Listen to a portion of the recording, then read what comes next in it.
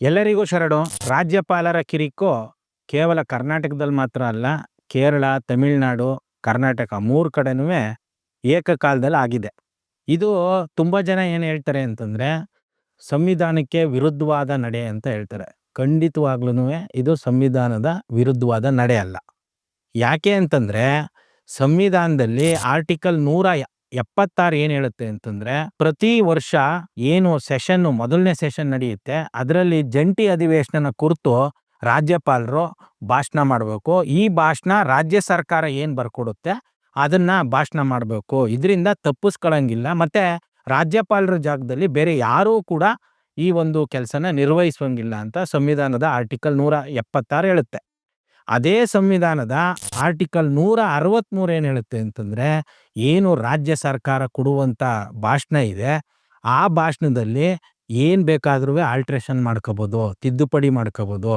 ಇದನ್ನ ಯಾರೂ ಕೂಡ ಪ್ರಶ್ನೆ ಮಾಡಂಗಿಲ್ಲ. ರಾಜ್ಯಪಾಲರ ನಿರ್ಧಾರನೇ ಫೈನಲ್ ಅಂತ ಆರ್ಟಿಕಲ್ 163 ಹೇಳುತ್ತೆ. ಒಟ್ಟಿನಲ್ಲಿ ಅವರು 1 ಲೈನ್ ಓದ್ತಾರ, 2 ಲೈನ್ ಓದ್ತಾರ, ಇಲ್ಲ ಬರೀ 1 ವರ್ಡ್ ಓದ್ತಾರ. ಅವರು ಬರಬೇಕೋ, ಅವರು ಓದಬೇಕು. ಅಲ್ಲಿಗೆ ಇದು ಸಂವಿಧಾನಬದ್ಧವಾದಂಥ ನಡೆ. ಯಾಕಂತಂದರೆ ನೋಡಿ, ಕೇರಳದ ರಾಜ್ಯಪಾಲರು ಏನು ಮಾಡಿದ್ರು ಅಂತಂದರೆ, ರಾಜ್ಯ ಸರ್ಕಾರ ಸಿದ್ಧಪಡಿಸಿದ್ದ ಭಾಷಣದಲ್ಲಿ ಕೆಲವು ಲೈನ್ಗಳನ್ನ ಸ್ಕಿಪ್ ಮಾಡಿದ್ರು. ಅವರು ಕೆಲವು ಲೈನ್ಗಳನ್ನ ಬಿಟ್ಟು ಅವರು ಭಾಷಣನ ಓದಿದ್ರು. ಅಲ್ಲಿಯ ಅಸೆಂಬ್ಲಿಲಿ ಒಂದಷ್ಟು ಶಾಸಕರುಗಳು ಅದನ್ನು ವಿರೋಧ ಮಾಡಿದ್ರು. ಇವರು ನಾವು ಏನು ಬರೆದುಕೊಟ್ಟಿದ್ವಿ ಅದರಲ್ಲಿ ಸಾಕಷ್ಟು ವಿಚಾರಗಳನ್ನ ಕೈ ಬಿಟ್ಟಿದ್ದಾರೆ ಅಂತ ತಿಳಿಸಿದ್ರು. ಇನ್ನು ತಮಿಳ್ನಾಡಲ್ಲಿ ರಾಜ್ಯಪಾಲರಿಗೆ ಬರ್ಕೊಟ್ಟಿದ್ದ ಭಾಷಣ ಮಾಡೋದಕ್ಕೂ ಮೊದಲೇನೆ ಅಲ್ಲಿ ತಮಿಳ್ ತಾಯಿ ಅಂತ ಏನು ನಾವಿಲ್ಲಿ ನಾಡಗೀತೆ ಅಂತ ಆಡ್ತೀವಿ, ಅದನ್ನ ಮೊದಲು ಹೇಳುವಂಥ ಪ್ರತೀತಿನ ಮೊದಲಿಂದನೂ ಅವ್ರು ಮಾಡ್ಕೊಂಡು ಬಂದಿದ್ದಾರೆ. ನಿಜವಾಗ್ಲೂ ಎಲ್ಲ ರಾಜ್ಯಗಳು ಕಲಿಬೇಕಾಗಿರೋದು ಇದನ್ನ. ಇಲ್ಲಿ ಇವರು ಅಳುಮುಂಜಿಗಳ ಥರ ಆಡ್ತಾ ಇದ್ದಾರೆ, ರಾಷ್ಟ್ರಗೀತೆ ಆಡಲಿಲ್ಲ, ರಾಷ್ಟ್ರಗೀತೆಗೆ ಅವಮಾನ ಮಾಡಿಬಿಟ್ರು ಅಂತ. ಆದರೆ ತಮಿಳ್ನಾಡಲ್ಲಿ ನೋಡಿ, ಮೊದಲನೇ ಸಲ ಎಂಟ್ರಿ ಆದ ತಕ್ಷಣವೇ ಫಸ್ಟು ಆ ತಮಿಳ್ ತಾಯಿ ಅನ್ನುವಂಥ ಹಾಡನ್ನು ಆಡಬೇಕು. ಅದು ಹಾಡಾದ್ಮೇಲೆ ರಾಜ್ಯಪಾಲ ಮಾತಾಡಬೇಕು. ಆ ರಾಜ್ಯಪಾಲ ಮಾತಾಡಿದ ನಂತರ ಇವರು ಯಾವುದೋ ಸೋಕಾಲ್ಡ್ ನ್ಯಾಷನಲ್ ಆಂಥಮ್ ಅಂತ ಏನು ಹೇಳ್ತಾರೆ, ಇದನ್ನ ಅಲ್ಲಿ ಆಡಬೇಕು. ಮತ್ತು ಅಲ್ಲಿ ಆ ಕಂಡೀಷನ್ ಕೂಡ ಏನಿದೆ ಅಂತಂದರೆ, ಸದನದಲ್ಲಿ ಯಾವುದೇ ಕಾರಣಕ್ಕೂ ತಮಿಳಲ್ಲೇ ಮಾತಾಡಬೇಕು. ಅದು ಬಿಟ್ಟರೆ ಇಂಗ್ಲೀಷಲ್ಲಿ ಮಾತಾಡ್ಬೋದು. ರಾಜ್ಯಪಾಲರು ಹಿಂದಿಲಿ ಮಾತಾಡ್ತೀನಿ, ನಾನು ಉರ್ದುಲ್ ಮಾತಾಡ್ತೀನಿ, ನಾನು ಸಂಸ್ಕೃತಲ್ಲಿ ಮಾತಾಡ್ತೀನಿ ಅಂತಂದರೆ ಅದಕ್ಕೆ ಅವಕಾಶ ಇಲ್ಲ ಅಂತ ಸ್ಪೀಕರು ಅಲ್ಲಿ ಓದಿ ಹೇಳ್ತಾರೆ. ಇದನ್ನ ಸಹಿಸ್ಲಾರ್ದೇನೆ ಅನ್ನೋದಕ್ಕಿಂತ ಇದೊಂದು ಪ್ರೊಪಗಂಡ. ಅಲ್ಲಿಯ RN ರವಿ ಪ್ರತಿ ವರ್ಷ ಬರೀ ಸೆಷನ್ ಇದ್ದ ಟೈಮಲ್ಲಿ ಮಾತ್ರ ಅಲ್ಲ, ಬೇರೆ ಟೈಮಲ್ಲೂ ಕೂಡ ಕಾಲು ಕೆರೆದು ಜಗಳ ಮಾಡಿ ಏನು ಮಾಡಿದ್ರು ಅಲ್ಲಿ ಇವರ ಆಟ ನಡೀತಾ ಇಲ್ಲ. ಅವರು ವಾಕೌಟ್ ಮಾಡಿದ್ರು. ತಮಿಳ್ನಾಡಿನ ಗೌರ್ಮೆಂಟ್ ಅವರು ಯಾರೂ ಕೂಡ ಗದ್ದಲ ಮಾಡಲಿಲ್ಲ, ಭಾಳ ಶಾಂತಿಯುತವಾಗಿ ನಡ್ಕೊಂಡ್ರು. ಯಾಕಂದರೆ ಒಂದು ದ್ರಾವಿಡ ಸಿದ್ಧಾಂತನ ಅಪ್ಪಿರುವಂಥ ನಾಡದು. ಆ ರಾಜಕಾರಣಿಗಳಲ್ಲಿ ಭ್ರಷ್ಟರಿದ್ದಾರೆ, ಕುಟುಂಬ ರಾಜಕಾರಣ ಇದೆ. ಆದರೆ ಜನರು ದ್ರಾವಿಡ ಸಿದ್ಧಾಂತನ ಎತ್ತಿ ಹಿಡಿದಿರುವಾಗ ಅಲ್ಲಿಯ ರಾಜಕಾರಣಿಗಳಿಗೆ ಭಯ ಇದೆ. ನಾವೇನಿದ್ರೂ ಈ ನಾಡಿನ ಚಿಂತನೆಗೋಸ್ಕರ ಕೆಲಸ ಮಾಡಬೇಕು, ಈ ನಾಡಿನ ಪರವಾಗಿ ನಾವು ಕೆಲಸ ಮಾಡಬೇಕು, ಆಮೇಲೆ ಅದು ರಾಷ್ಟ್ರನೋ ಇಂಡಿಯನೋ ಇದ್ರ ಕಡೆಗೆ ಹೋಗ್ಬೇಕು ಅನ್ನೋದು ಜನ ಅವ್ರಿಗೆ ಅವಾಗವಾಗ ಎಚ್ಚರಿಕೆನ ಕೊಡ್ತಾ ಇರ್ತಾರೆ. ಆದರೆ ಕರ್ನಾಟಕದ ಪರಿಸ್ಥಿತಿ ಆ ಥರ ಇಲ್ಲ. ಬೇರೆ ಎಲ್ಲ ಕಡೆ ರಾಜಕೀಯದೊಳಗೆ ಜಾತಿ ಇದ್ದರೆ, ಕರ್ನಾಟಕದಲ್ಲಿ ಜಾತಿನೇ ರಾಜಕೀಯ ಆಗಿ ಇಲ್ಲಿ ಅಹಿಂದ ಅನ್ನುವಂಥದ್ದು, ಜಾತ್ಯತೀತ ಅನ್ನುವಂಥದ್ದು, ಹಿಂದೂ ಅನ್ನುವಂಥದ್ದು, ಈ ರೀತಿಯ ಚಿಂತನೆಯಿಂದ ಇಲ್ಲಿ ಅಡ್ಮಿನಿಸ್ಟ್ರೇಷನ್ಗೆ ಆಯ್ಕೆ ಮಾಡ್ತಾ ಇದ್ದೀವಿ. ಈ ಆಯ್ಕೆ ಮಾಡಿದಂಥವ್ರು ಎಷ್ಟು ಕಣ್ಣಿಗೆ ಮಣ್ಣೆರ್ಸ್ತಾ ಇದ್ದಾರೆ ಅಂತಂದರೆ, ಇರಲಿ ಅದಕ್ಕೆ ಬರ್ತೀನಿ. ಇನ್ನು ರಾಜ್ಯಪಾಲರು ಕರ್ನಾಟಕದಲ್ಲಿ ಏನು ಮಾಡಿದ್ರು ಅಂತಂದರೆ, ಹಿಂದಿನ ದಿನ ನಾನು ಬರೋದಿಲ್ಲ, ನಾನು ಓದಲ್ಲ ಅನ್ನುವಂಥ ಮೆಸೇಜನ್ನು ಕಳಿಸ್ತಾರೆ. ಅದಕ್ಕೆ ಕಾನೂನು ಸಚಿವರಾದ HK ಪಾಟೀಲ್ ಅವರು ಹೋಗಿ ಅವರನ್ನು ಮನವೊಲಿಸ್ತಾರೆ. ಇದರ ಹಿಂದೆ ಇನ್ನೂ ಒಂದು ದೊಡ್ಡ ರಾಜಕೀಯ ಇದೆ. ಏನು ಅಂತಂದರೆ, ಇನ್ ಕೇಸ್ ಮೊದಲ ಅಧಿವೇಶನಕ್ಕೆ ಏನಾದ್ರೂ ರಾಜ್ಯಪಾಲರು ಬಂದು ಓದಲಿಲ್ಲ ಅಂತಂದರೆ ಬಡ್ಜೆಟನ್ನು ಮಂಡಿಸೋದಕ್ಕಾಗೋದಿಲ್ಲ.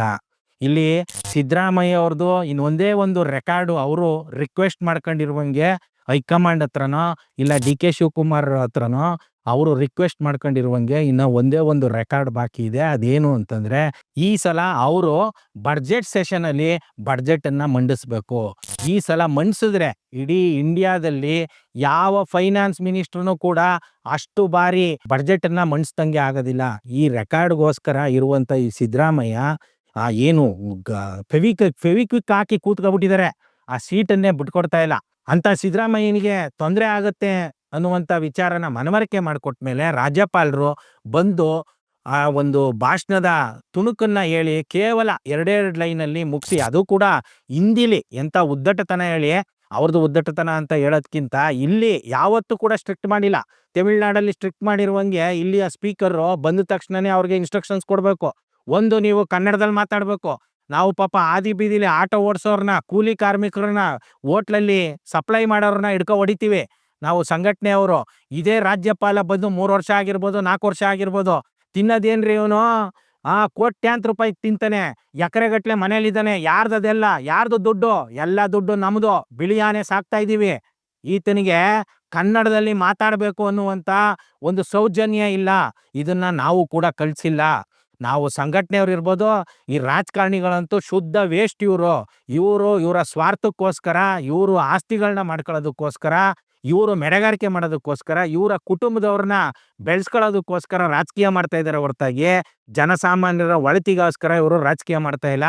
ಹಾಗಾಗಿ ಇವರನ್ನ ನಂಬ್ಕೊಂಡು ಕೂತ್ಕೊಂಡ್ರೆ ಇನ್ನೂ ಅಧೋಗತಿಗೆ ನಾವು ಹೋಗ್ಬೇಕಾಗತ್ತೆ. ಇಲ್ಲಿ ಕರ್ನಾಟಕದಲ್ಲಿ ಈ ರಾಜ್ಯಪಾಲ ಬಂದು 2 ಲೈನನ್ನ ಉಚ್ಚಾರಣೆ ಮಾಡಿ ಹೋಗುವಾಗ ಇವರು ಶಾಂತಿಯುತವಾಗಿ ನಡ್ಕೊಂಡು ಅದನ್ನ ಚೀಮಾರಿ ಹಾಕೋದ್ ಬಿಟ್ಬಿಟ್ಟು ಫುಲ್ಲು ಡ್ರಾಮಾ ಮಾಡ್ಬಿಟ್ರು. ಏನು ಹೆಂಗಿದ್ರು ಯಾರಿಂದ ಕಲ್ತಿರೋದು? ಇದೇ ಸಿದ್ದರಾಮಯ್ಯ ತೋಳ್ ತಟ್ಟೋದು, ಬಾಗ್ಲು ಒದೆಯೋದು, ಇದೆಲ್ಲ ಮಾಡಿಲ್ವಾ?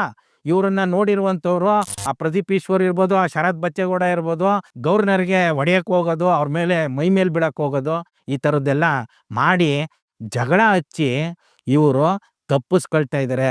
ಇವರು ಲೂಟಿ ಹೊಡಿಯೋಕ್ಕೋಸ್ಕರ ರಾಜಕೀಯನ ಆರಾಮಾಗಿ ಮಾಡ್ಕೊಳ್ಳೋದಕ್ಕೋಸ್ಕರ ಜನರನ್ನ ದಿಕ್ ತಪ್ಪಿಸ್ತಾ ಇದ್ದಾರೆ. ಒಂದು ಮಾತೇ ಇದೆ, ಇಬ್ರು ಜಗಳ ಆಡ್ತಾ ಇದ್ರೆ ಇನ್ ಮಿಕ್ದವರೆಲ್ಲ ಜಗಳ ನೋಡಿ ಮೈ ಮರೀತಾರೆ. ಈ ಸೈಕಾಲಜಿ ಗೊತ್ತಿರೋದ್ರಿಂದ ಅನಾದಿ ಕಾಲದಿಂದನೂ ಇಲ್ಲಿ ಸ್ಮಾರ್ತ ಬ್ರಾಹ್ಮಣರು, ವೈಷ್ಣವ ಬ್ರಾಹ್ಮಣರು ಜಗಳ ಆಡುವಂಥದ್ದು, ಇನ್ ಮಿಕ್ದವರೆಲ್ಲ ನೋಡುವಂಥದ್ದು. ಇನ್ನ ಶೈವರು, ವೈಷ್ಣವರು ಜಗಳ ಆಡುವಂಥದ್ದು, ಇನ್ ಮಿಕ್ದವರೆಲ್ಲ ನೋಡುವಂಥದ್ದು. ಇದೇ ಸ್ಟ್ರಾಟರ್ಜಿನ ಇಲ್ಲಿಯ ರಾಜಕಾರಣಿಗಳಿರ್ಬೋದು, ಇಲ್ಲಿಯ ರಾಜ್ಯ ಸರ್ಕಾರ ಮತ್ತು ಒಕ್ಕೂಟ ಸರ್ಕಾರ ಪಾಲಿಸ್ತಾ ಇದೆ. ಸುಮ್ಮನೆ ಜಗಳ ಆಡೋದು. ಈಗ ಮುಖ್ಯಮಂತ್ರಿಯವರು ಹೇಳ್ತಾ ಇದ್ದಾರೆ, ರಾಜ್ಯಪಾಲರ ನಡೆ ಏನಿದೆ ಇದು ಸಂವಿಧಾನ ವಿರುದ್ಧ ಅಂತ. ಎಲ್ರಿ ಸಂವಿಧಾನ ವಿರುದ್ಧ ಆಗುತ್ತೆ? ಸುಮ್ಮನೆ ಬರೀ ಪೇಪರ್ ಸ್ಟೇಟ್ಮೆಂಟ್ಗಳು. ಇದೇ ಲೋಕಭವನ ಅಂತ ಚೇಂಜ್ ಮಾಡಿಬಿಟ್ರು. ಇದು ಕರ್ನಾಟಕದಲ್ಲಿರೋದು. ನಾನು ಯಾವ ಕಾರಣಕ್ಕೂ ಬಿಟ್ಕೊಡಲ್ಲ. ಅದು ಏನದು ಮೊದ್ಲೇನಿತ್ತು ಅದಕ್ಕೆ ಹೆಸರು ರಾಜಭವನ ಅಂತ, ಅದೇ ಹೆಸರಲ್ಲೇ ಮುಂದುವರಿಸ್ತೀನಿ ಅಂತಂದ್ರೆ ಒಂದು ಪೇಪರ್ ಸ್ಟೇಟ್ಮೆಂಟ್ ಬಿಟ್ರೆ ಇದಕ್ಕೋಸ್ಕರ ಮಾಡಿದ ಒಂದೇ ಒಂದು ಕೆಲಸನೂ ಇಲ್ಲ. ಇದೇ ರೀತಿ ಹೋದ ವರ್ಷನ ನೀವು ಬೆಳಗಾವಿ ಅಧಿವೇಶನದಲ್ಲಿ ಏನು ಹೇಳಿದ್ರಿ? ಸಂವಿಧಾನದ ಬಗ್ಗೆ ನಾವು ಹಳ್ಳಿಗೂ ತಲುಪಿಸ್ತೀವಿ, ಸಂವಿಧಾನ ಜೈ ಸಂವಿಧಾನ ಅಂತ ಏನೋ ಒಂದು ಕಾರ್ಯಕ್ರಮ ಆಯೋಜನೆ ಮಾಡಿದ್ರಿ. ಅದು ಮಾರನೇ ಪೇಪರಲ್ಲಿ ಬಂದಿದ್ದು ಬಿಟ್ರೆ ಆ ಕಾರ್ಯಕ್ರಮ ಆಯೋಜನೆ ಆಗಲೇ ಇಲ್ಲ. ಇನ್ನು ಏನು ರಾಜ್ಯ ಚುನಾವಣೆ ಆಯೋಗ ಏನಿದೆ, ಇದ್ರ ಮೂಲಕ ನಾವು ಸಪ್ರೇಟಾಗಿ ವೋಟರ್ಸ್ನ ನಾವು ಲೆಕ್ಕ ಹಾಕಿಸ್ತೀವಿ, ಡಾಟಾ ಇಡ್ತೀವಿ. ಅವಾಗ ಇಂಡಿಯಾ ಚುನಾವಣಾ ಆಯೋಗ ಏನು ಡಾಟಾ ಕಲೆಕ್ಟ್ ಮಾಡುತ್ತೆ ಅದಕ್ಕೆ ಕಂಪೇರ್ ಮಾಡಿಬಿಟ್ಟು ಅವರು ಕಳ್ತನ ಏನು ಮಾಡ್ತಾರೆ ಅದನ್ನು ನಾವು ಬಯಲಿಗೆ ಎಳೆದ್ಬಿಡ್ತೀವಿ ಅಂತ ಹೇಳಿದ್ರಿ. ಎಲ್ಲಿ ಸ್ವಾಮಿ ಈ ಕೆಲಸಗಳನ್ನ ನೀವು ಮಾಡಲೇ ಇಲ್ಲ. ರಾಜ್ಯಕ್ಕೆ ಸ್ವಾಯತ್ತತೆ ಬರುವಂಥ ವಿಚಾರಗಳನ್ನ ಸಂಘಟನೆಯವರು, ಜನಸಾಮಾನ್ಯವರು ಇವರು ಕೂಡ ಎತ್ಕೊಳ್ದಂಗೆ ನೀವು ಹತ್ತಿಕ್ತಾ ಇದ್ದೀರಿ. ಇದೇನು ನಿಮಗೆ ಗೊತ್ತಿಲ್ಲದೆ ಮಾಡ್ತಾ ಇದ್ದೀರಾ? ಎಲ್ಲವೂ ಗೊತ್ತು. ನಿಮಗೆ ಬೇಕಾಗಿರುವಂಥದ್ದು ಏನು? ನಿಮಗೆ ಬೇಕಾಗಿರುವಂಥದ್ದು ಜೀರೋ ಟ್ರಾಫಿಕ್ ಸಿಕ್ಕಿಲ್ಲ ಅಂತಂದರೆ ಕುಲ ಬಾಂಧವ್ರನ್ನೇ ನೀವು ನಿಮ್ಗೆ ಎಲ್ಲೆಲ್ಲಿ ಬೇಕೋ ಅಲ್ಲಿ SP ಗಳನ್ನ ಹಾಕಬಿಟ್ಟಿದ್ದೀರಿ. ಅವ್ರಿಗೆ ಕಾಲಲ್ಲಿ ಬೇಕಾದ್ರೂ ಒದಿಯಪ್ಪ ಅನ್ನುವಂಥ ಧೈರ್ಯ ಬಂದಿದೆ. ಅವ್ರಿಗೆ ಅಷ್ಟು ಧೈರ್ಯ ಕೊಟ್ಟಿದ್ದೀರಿ ನೀವುಗಳು. ಜನಸಾಮಾನ್ಯರನ್ನ ಬೂಟ್ ಕಾಲಲ್ಲಿ ಒದಿಸ್ತೀರಿ ಪೊಲೀಸವ್ರ ಕೈಯಲ್ಲಿ. ಅದಕ್ಕೆ ಒಂದೇ ಒಂದು ಸ್ಟೇಟ್ಮೆಂಟ್ ಕೂಡ ಕೊಡಲ್ಲ ಅಂತಂದರೆ ಎಷ್ಟು ಉದ್ದಟತನ ನಿಮ್ಮಲ್ಲಿ ಅಡಗಿದೆ ಅನ್ನೋದು ನೀವೇ ಯೋಚನೆ ಮಾಡಬೇಕು. ಯಾರೇ ಒಬ್ಬರು ಬಂದ್ರೂ ಕೂಡ ಅವರು ನಿಂತ್ಕೊಂಡು ಮಾತಾಡಿಸ್ಬೇಕು. ನೀವು ಏನು ರಾಜ್ರ ನೀವೆಲ್ಲ ಕೂತ್ಕೊಂಡು ನಿಮಗೆ ಮಾತ್ರನೇ ದೊಡ್ಡ ಸೀಟು, ನಿಮಗೆ ಮಾತ್ರನೇ ದೊಡ್ಡ ದೊಡ್ಡ ಐಷಾರಾಮಿ ಟ್ರೀಟ್ಮೆಂಟ್‌ಗಳು ಜನಸಾಮಾನ್ಯರು ತೆರಿಗೆ ಕಟ್ಟಿಬಿಟ್ಟು ನಿಮ್ಮ ಗುಲಾಮಗಿರಿ ಮಾಡ್ಬೇಕಾ? ಹಾಗಾಗಿ ಈ ರಾಜ್ಯಪಾಲರ ನಡೆ ಏನಿದೆ, ಇದನ್ನ ಈ ರಾಜ್ಯ ಸರ್ಕಾರಗಳು, ಈ ರಾಜಕಾರಣಿಗಳು ಭಾಳ ದೊಡ್ಡದಾಗಿ ದಿಕ್ಕು ತಪ್ಪಿಸ್ತಾ ಇದ್ದಾರೆ. ಇದೊಂದು ಗದ್ದಲ ಎಬ್ಬಿಸಿ ಜನರನ್ನ ಎಂಗೇಜ್ ಮಾಡ್ತಾ ಇದ್ದಾರೆ ಹೊರತಾಗಿ ಇದರಿಂದ ಇವರು ಯಾವುದೇ ರೀತಿಯ ತಿದ್ದುಪಡಿನ ಕೂಡ ಮಾಡ್ಸಕ್ಕೆ ಸಾಧ್ಯ ಇಲ್ಲ. ಅದರಲ್ಲಿ ಇರೋದ್ರಲ್ಲಿ ತಮಿಳ್ನಾಡವರು ಕೇವಲ ಈ ರೀತಿ ರಾಜ್ಯಪಾಲ ಕಿರಿಕ್ ಮಾಡ್ದಾಗ ಮಾತ್ರನೇ ಮಾತಾಡ್ತಾ ಇಲ್ಲ. ಬೇರೆ ಸಂದರ್ಭದಲ್ಲೂ ಕೂಡ ಅಲ್ಲಿಯ ಸಂಘಟನೆಗಳು, ಅಲ್ಲಿಯ ದ್ರಾವಿಡ ಚಿಂತನೆಯ ಸಂಘಟನೆಗಳು ಅವಾಗವಾಗ ಸರ್ಕಾರಗಳಿಗೂ ಕೂಡ ಚಾಟಿ ಬೀಸೋದ್ರಿಂದ ಅವರುವೆ ಇನ್ನ ಓಟ್ ಗಳಿಸೋದಕ್ಕೋಸ್ಕರ ಅವರು ನಾಟಕ ಆಡ್ತಾರೆ. ಅಲ್ಲಿಯ ರಾಜಕಾರಣಿಗಳನ್ನು ಕೂಡ ನಾವು ಅನುಮಾನ ದೃಷ್ಟಿಯಿಂದನೇ ನೋಡ್ಬೇಕಿರುತ್ತೆ. ಹಾಗಾಗಿ ಈ ರಾಜ್ಯಪಾಲ ಹುದ್ದೆ ಏನಿದೆ ಇದು ಟೋಟಲಿ ವೇಸ್ಟ್ ಹುದ್ದೆ ಅದು. ಅದನ್ನ ತಗ್ಸಾಕೋದಕ್ಕೆ ನಾವೆಲ್ಲ ಜನಸಾಮಾನ್ಯರೇ ಒಗ್ಗೂಡಿ ಕೆಲಸ ಮಾಡಬೇಕೆ ಹೊರತಾಗಿ ಈ ರಾಜಕಾರಣಿಗಳನ್ನ ನಂಬಿದ್ರೆ ಯಾವ ಕಾರಣಕ್ಕೂ ಆಗಲ್ಲ. ಇನ್ನು ಈ ರಾಜ್ಯಪಾಲ ಅಂತ ಏನು ಪೋಸ್ಟಿಂಗ್ನ ಕೊಡ್ತಾರೆ, ಇವ್ರುಗಳು ಯಾವಾಗ ಪೋಸ್ಟಿಂಗಿಗೆ ಬರ್ತಾರೆ ಅಲ್ಲಿಂದ ಪೋಸ್ಟಿಂಗ್ ಬಿಟ್ಟು ಹೋಗುವಾಗ ನೀವೇನಾದ್ರೂ ಅವ್ರ ಆಸ್ತಿಗಳನ್ನ ನೀವೇನಾರ ಮೆಜರ್ ಮಾಡಿಬಿಟ್ರೆ ಆ ಮೆಜರಿಂಗ್ ಇನ್ಸ್ಟ್ರೂಮೆಂಟೇ ಬ್ಲಾಸ್ಟ್ ಆಗ್ಬಿಡ್ತದೆ. ಅಷ್ಟು ಕೋಟ್ಯಾಂತರ ರೂಪಾಯಿ ಲೂಟಿ ಮಾಡ್ತಾರೆ. ಒಂದೊಂದು ಯೂನಿವರ್ಸಿಟಿ ಗ್ರ್ಯಾಂಟಲ್ಲಿರ್ಬೋದು, ಇಲ್ಲ ಅಲ್ಲಿ ಅಪಾಯಿಂಟ್ಮೆಂಟ್ಗಳಲ್ಲಿರ್ಬೋದು, ಇಲ್ಲ ಅಲ್ಲಿ ವಿ ಸಿಗಳನ್ನ ನೇಮಿಸೋದ್ರಲ್ಲಿರ್ಬೋದು, ಇನ್ನು ಬೇರೆ ಬೇರೆ ವಿಚಾರದಲ್ಲಿ ಸಾಕಷ್ಟು ದುಡ್ಡಿರುವಂಥ ಜಾಗ ಇದು. ಇಲ್ಲಿಗೆ ಬರೋದೇನೆ ಇವರು ಲೂಟಿ ಹೊಡೆಯೋದಕ್ಕೆ, ಜೊತೆಗೆ ಈ ಒಂದು ರಾಜ್ಯ ಸರ್ಕಾರಗಳನ್ನ ಕಂಟ್ರೋಲಲ್ಲಿ ಇಟ್ಕೊಂಡು ಇವರು ಸುಮ್ಮನೆ ತೆರಿಗೆ ಕಲೆಕ್ಟ್ ಮಾಡಿಕೊಟ್ಟು ಸುಮ್ಮನೆ ಅಲ್ಲಿ ನಮ್ಮ ಹಳ್ಳಿ ಊರುಗಿರಲ್ಲಿ ಬಂದು ಬೆಳೆಗಾರಿಕೆ ಓಡಾಡ್ಕೊಂಡು ರಾಜ್ಯ ಸರ್ಕಾರಗಳು ಇರಲಿ, ಆ ರೀತಿ ಮಾತ್ರನೇ ಕಂಟ್ರೋಲ್ ಮಾಡೋಕ್ಕೆ ಈ ಒಂದು ರಾಜ್ಯಪಾಲ ಹುದ್ದೆ ಇರೋದು. ಹಾಗಾಗಿ ಈ ರಾಜ್ಯಪಾಲ ಹುದ್ದೆನ ತಗ್ಸಾಕೋದಕ್ಕೆ ನಮ್ಮಂಥವ್ರು ನಿಮ್ಮಂಥವ್ರನ್ನೇ ಕಷ್ಟಪಡಬೇಕಿದೆ. ಶರಣು. Thank you.